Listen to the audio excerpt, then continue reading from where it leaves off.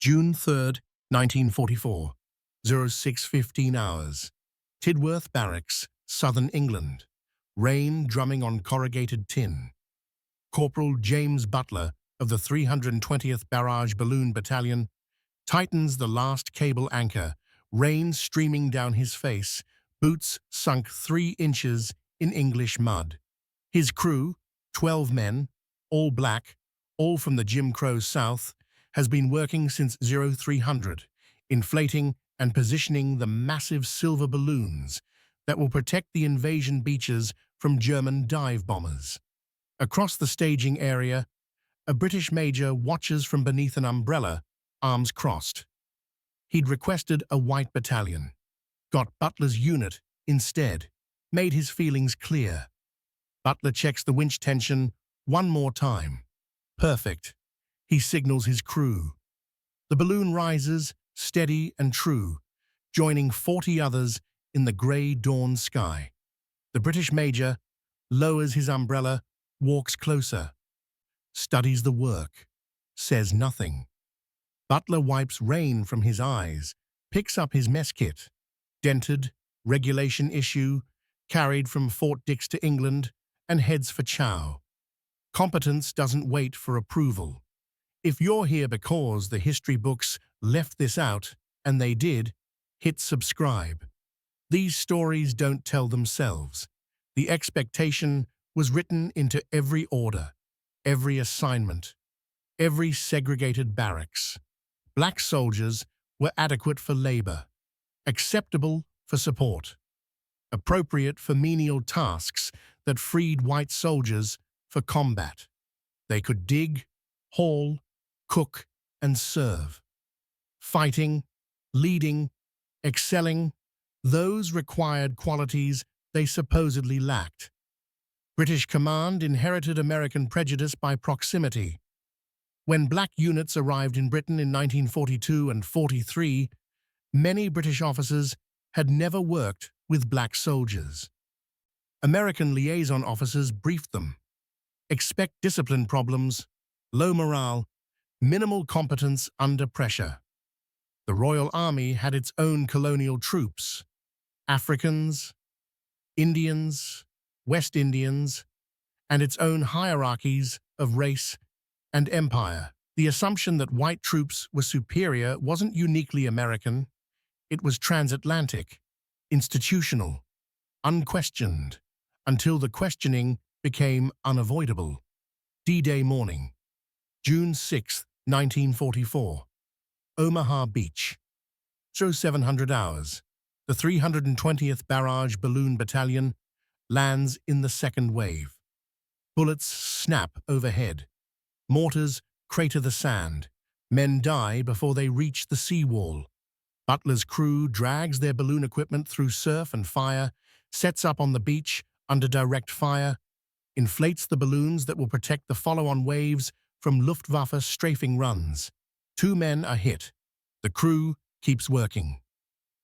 By 1400 hours, the 320th has 40 balloons operational along Omaha Beach. German planes turn back or get shredded trying to dive through the cable nets. A British beachmaster, coordinating the landing, stops at Butler's position. He's been awake for 20 hours. His voice is hoarse. "Your lads," he says. "Textbook work." Butler nods, doesn't smile. "Yes, sir." The British officer looks at the balloons, the cables, the precision. "I was told you'd need supervision." Butler picks up his mess kit, pours cold coffee, offers it. "We don't, sir." The officer takes the cup, drinks, hands it back, walks away without another word. Butler tucks the mess kit into his pack. The dent in the bottom catches the light. He's carried it since basic training. It's his credential now. The US military that arrived in Britain was segregated by law and practice. Executive Order 8802 prohibited discrimination in defense industries but did nothing to integrate the armed forces. Black soldiers trained in separate units, lived in separate barracks, ate in separate mess halls. The Army maintained over 500 all-black units by 1944, almost all in non-combat roles. Of approximately 1.2 million black Americans who served in World War II, fewer than 10% saw combat. The rest drove trucks, built runways, loaded ships, cooked meals, handled supplies. Essential work, invisible work, work that didn't earn medals or headlines. The British Army had requested American combat divisions for the liberation of Europe.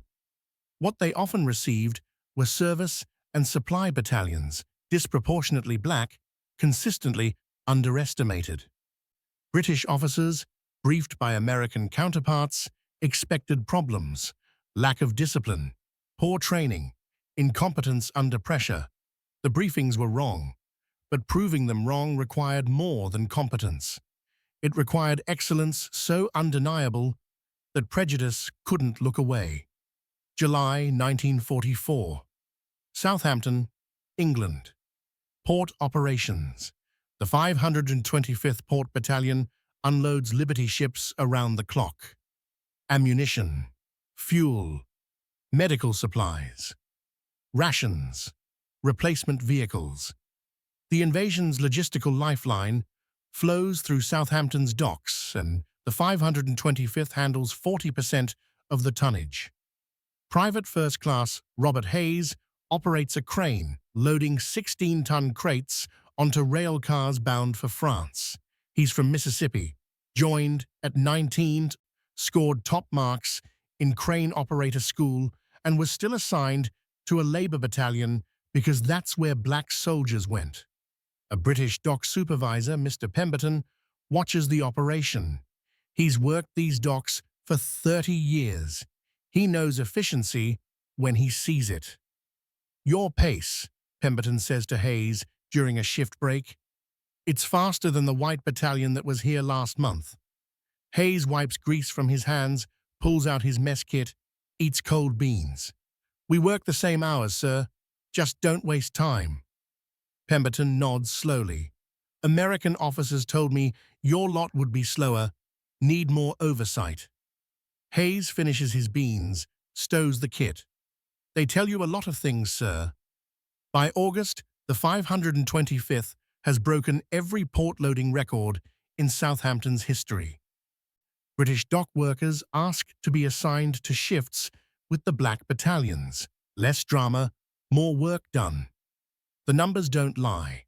Neither does performance. October 1944. Gothic Line. Northern Italy. 2,300 hours. Cold rain. Mountain fog. The 92nd Infantry Division, the Buffalo Soldiers, attacks German positions in the Apennine Mountains. The terrain is brutal. Steep ridges, narrow passes, entrenched defenders. The weather is worse. Rain turns trails to mud. Fog blinds artillery observers. Cold saps strength. First Lieutenant Harrison Cole leads his platoon up a razorback ridge toward a German machine gun nest that's been holding up the advance for 3 days. His men are exhausted, soaked, hungry. They're also determined. Cole signals his squad leaders. No words necessary. They've trained together for 18 months. They know the plan. The assault goes at midnight. Grenades first, then rifles, then bayonets. By 0230, the position is theirs. 8 Germans dead, 4 captured. Cole's platoon, 3 wounded, none killed. A British liaison officer attached to the division, Captain Whitmore, skeptical since arrival, climbs the ridge at dawn to assess the position. He finds Cole's men digging in, fortifying, preparing for counterattack. "How long have you been holding this?" Whitmore asks. 5 hours, sir," Cole replies. Whitmore studies the position, the bodies, the captured weapons. "I was told your division wasn't ready for offensive operations." Cole looks at him, face streaked with mud and exhaustion. "Who told you that, sir?" Whitmore doesn't answer. He returns to Division HQ and files a report. The 92nd Infantry Division performed with distinction and discipline. Recommend continued frontline deployment. The report goes ignored by American command. But the British remember. After D-Day, the Allied advance outpaces supply lines. Fuel runs short. Ammunition dwindles. The front stalls.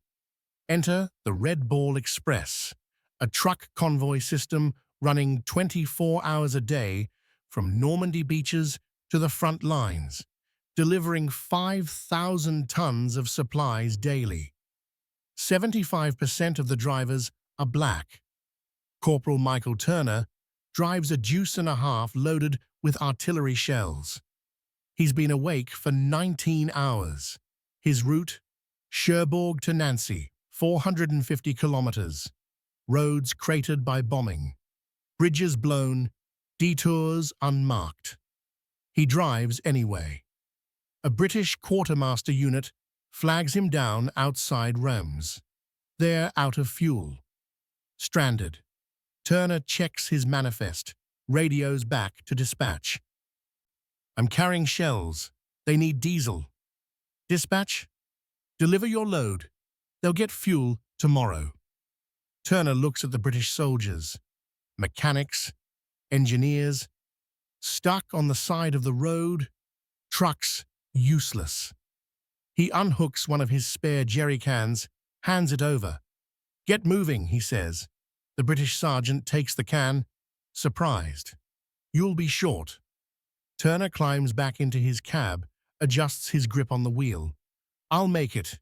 He does, delivers his load on time, refuels, drives another run. The British quartermaster files a commendation. It gets lost in paperwork. Turner keeps driving.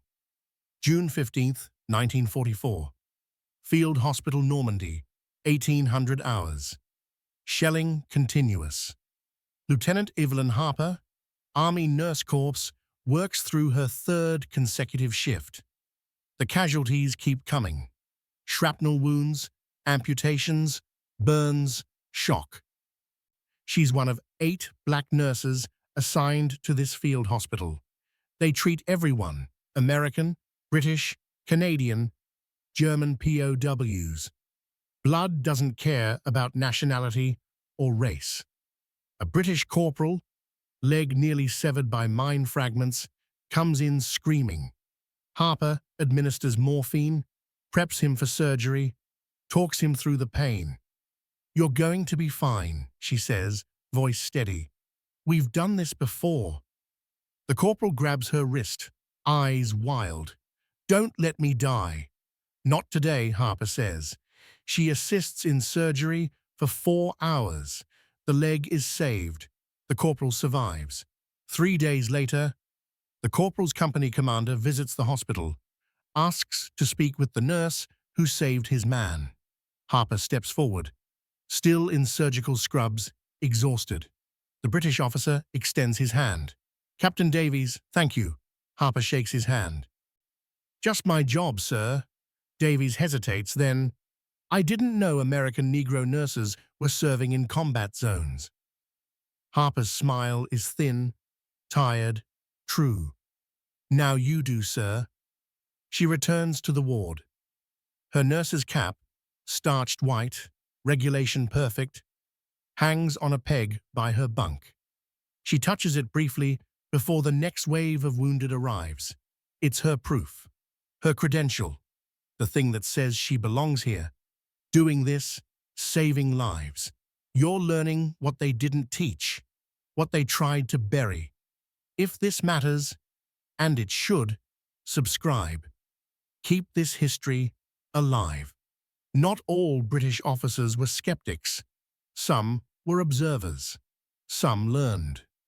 Captain Ian Pemberton commanded a transportation company working alongside the 666th Quartermaster Truck Company, an all-black unit hauling supplies through Belgium in late 1944. The 606th's maintenance record was spotless, their delivery times ahead of schedule, their discipline exemplary. Pemberton wrote in his diary, "I have worked with a dozen transport units in this war. The 606th is the best I've seen." That they're American Negroes seems relevant only to the Americans, who keep insisting they're unreliable. They're not. We are in our assumptions. When American command tried to reassign the 606th to labor duties, Pemberton protested directly to British Logistics Command. "You're removing my most effective supply line," he wrote. "This is prejudice masquerading as policy." The reassignment was delayed, then quietly dropped. Pemberton didn't think he was a hero. He thought he was being practical. But practicality in that moment was rebellion. The 606th remembered him. Decades later, at a veterans reunion, they sent him an invitation. He flew from London to Chicago to attend. Alliance, when real, outlasts war. British civilians didn't enforce American segregation. Pub owners in Yorkshire, shopkeepers in Kent, families in London, they saw American soldiers, period. When white American MPs tried to impose Jim Crow in British towns, the British didn't comply. A pub in Manchester posted a notice. "This establishment welcomes all Allied servicemen equally." White American soldiers complained. The pub owner, Mrs. Fletcher, 62, widow of a Great War veteran, responded, "They're wearing the same uniform, fighting the same enemy. They drink at the same bar." Private Leon Harris, 969th Field Artillery Battalion, wrote home to his mother in Georgia, "The British treat me like a man.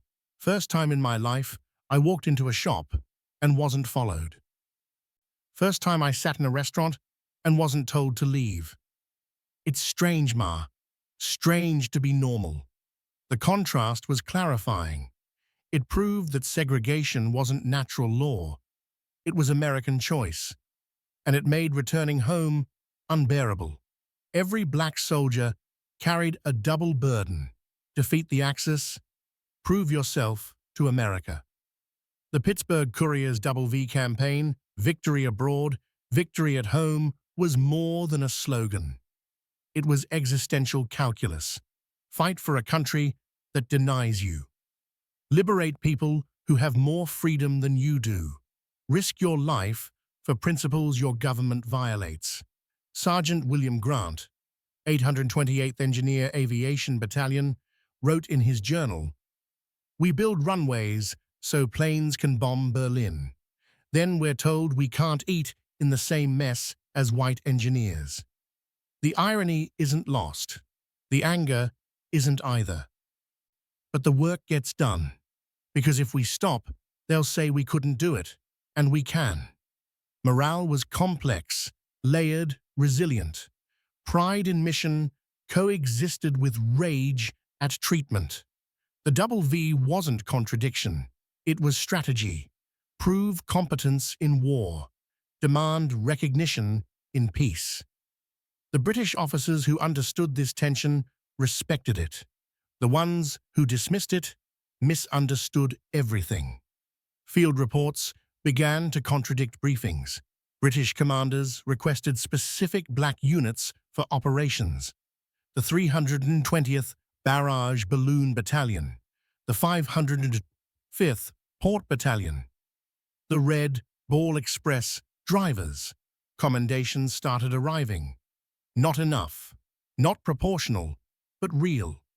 General Montgomery, no champion of integration, noted in a memo to Eisenhower, "Several Negro units under temporary British command have performed admirably. I recommend their continued deployment in critical roles." It wasn't enlightenment. It was results. By late 1944, British units routinely worked with black American battalions without incident. Trust was earned in convoys, on docks, under fire. The 92nd Infantry Division received the Italian Cross of Valor, awarded by partisans and the Italian government. American command downplayed it. The British press covered it. Slowly, incrementally, the narrative shifted, not because hearts changed, but because performance demanded acknowledgement. May 8th, 1945. VE Day. Tidworth Barracks, England. Corporal James Butler sits on his bunk, listening to Churchill's radio address. The war in Europe is over. His battalion is packing for stateside return. Private Jackson, his bunkmate, asks, "What do you think it'll be like? Going home?" Butler looks at his mess kit, the same one he carried onto Omaha Beach, still dented, still regulation. He's carried it through France, Belgium, Germany. It's been with him longer than any person. "Can't be the same," Butler says. "We proved something here." "You think they'll care?" Jackson asks. Butler doesn't answer immediately. Finally, "They'll have to." It wasn't optimism. It was determination. In a 1982 oral history, Butler said, "We knew the fight wasn't over. We knew going home meant going back to Jim Crow. But we also knew we couldn't pretend we hadn't proven ourselves." The British saw it. The Germans felt it. Eventually, America would have to see it too. We'd make them. The equation was clear. Service plus competence demands recognition. Not immediately, not without cost, but inevitably. They came home in 1945 and 46, some to parades, most to silence. The GI Bill promised education, housing, opportunity. Southern banks denied loans. Universities imposed quotas. The promise became partial, but they persisted. Corporal James Butler became James Butler Sr., foreman at a Philadelphia shipyard. His son became a lawyer, argued desegregation cases in the 1960s. His grandson served in Desert Storm, came home to a country still imperfect but undeniably changed. The veterans of the 320th, the 525th, the 92nd, the Red Ball Express, they joined NAACP chapters, organized voter drives, marched in Selma and Birmingham. The discipline they learned in war became the discipline of non-violent resistance. The courage that carried them across Omaha Beach carried them across Edmund Pettus Bridge. The British officers who'd worked with them sent letters, testified before Parliament about American segregation, pushed for racial equality in Britain's own military. The alliance continued. The fight continued. The lineage of service and the demand for recognition passed to the next generation and the next. They were not supposed to succeed. They succeeded anyway. They were dismissed, doubted, denied. They proved competence under fire. They earned respect in mud, blood, and endless labor. British command laughed until laughter became impossible. The thesis was always simple. Courage shatters prejudice. Service demands recognition. Excellence, once proven, cannot be unproven. Black soldiers in World War II didn't just fight fascism. They fought the lie that said they were less. And they won that fight, slowly, painfully, undeniably. Somewhere in a small apartment in Philadelphia, James Butler Sr. keeps a kitchen drawer for memory. Inside, his dog tags from the 320th. A faded photograph of his crew on Omaha Beach, exhausted and unbroken. And his mess kit, dented, scratched, regulation issue, carried across an ocean and back. He opens the drawer once a year, on June 6th. He doesn't need to open it more often. The proof is in the service. The service earned the recognition. And recognition, however delayed, becomes the foundation for justice. This is the story they didn't want you to hear. the history that changes everything. Subscribe now. Don't let them bury this again. Service is the argument that cannot be refuted.